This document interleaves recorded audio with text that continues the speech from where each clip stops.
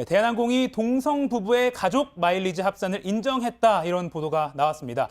우리 법에서 동성 부부가 인정이 안 되는 상황인데 그럼 대한항공은 국내법 무시한 것 아니냐? 온라인에서 이런 반응까지 나왔습니다. 네, 이가혁 기자하고 바로 팩트체크 해보겠습니다. 우선 대한항공이 동성 부부를 인정했다라는 게 무슨 말입니까?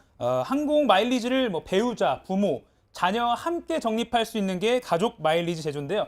예를 들어서 우리는 같이 합산해서 모을게요라고 사전에 항공사에 등록을 해놔야 하는 건데 네. 이때 부부나 가족 관계라는 걸 입증하는 서류를 항공사에 내야 합니다. 이번에 해당 동성 부부는 한국 국적이지만 미국 영주권자였고요. 캐나다에서 받은 혼인증명서가 있었고 미국에서 발행한 부부 합산 세금 관련 증명서도 있어서 제출을 했습니다. 네, 그러면 이게 첫 번째 사례다라거나 아니면 대한항공이 이번에 좀 규정을 바꿔서 이렇게 해준 거다라는 식의 말은 사실입니까? 네, 하나씩 따져보면 네. 첫 사례라는 것은 알 수가 없습니다. 다만 새롭게 대한항공이 정책을 바꾼 건 아닙니다. 일부 기사를 보면 세계 인권의 날을 앞둔 지난 9일에 대한항공이 이랬다, 이런 식으로 표현이 나와서 마치 이 날에 맞춰서 정책을 획기적으로 바꾼 것처럼 네. 느껴지기도 합니다. 하지만 대한항공은 1990년 이 마일리지 가족 합산 제도를 시작한 이후에 동성혼에 관해서 새롭게 바꾼 게 없습니다. 규정을 보면 국내와 국외가 나눠져 있긴 하지만 이게 국적을 구분하는 게 아니라서 어디에서 발급받은 것이든 합법적 가족관계만 증명이 되면 등록을 할 수가 있습니다.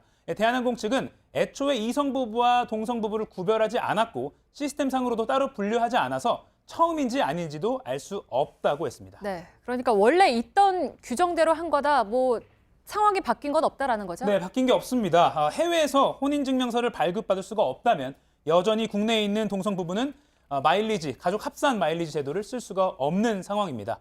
상황이 이런데도 오히려 대한항공이 이번에 국내법을 어겨서 동성혼을 인정했다, 이런 식의 논란까지도 이어졌습니다.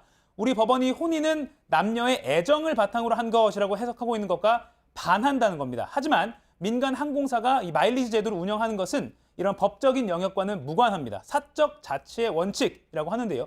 예를 들어서 수험생에게 50% 할인해준다, 이런 것처럼 다른 고객을 차별해서 적극적으로 불이익을 안기는 경우가 아닌 이상 경영상의 자유를 보장받는 겁니다. 네, 그러면 동성혼이 법적으로 인정되지 못하는 우리 국내 실정에 맞게 좀 동성 부부들 간의 마일리지 공유 혜택을 폭넓게 줄 수 있는 방법은 없습니까?